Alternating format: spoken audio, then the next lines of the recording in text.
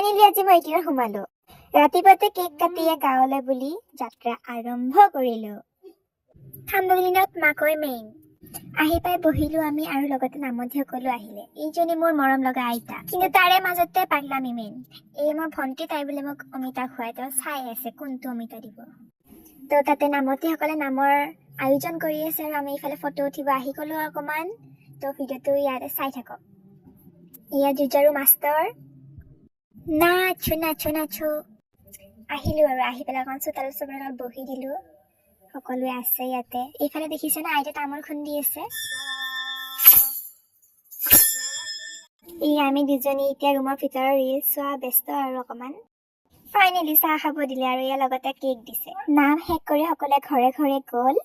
লগতে আমিও ভাত পানী খাই ঘৰমুৱা হলো আৰু সকলোৱে আমাক আগবঢ়াই দিব আহিল। আৰু ইয়াতে মই মোৰ ভিডিঅ'টো সমাপ্ত কৰিলো।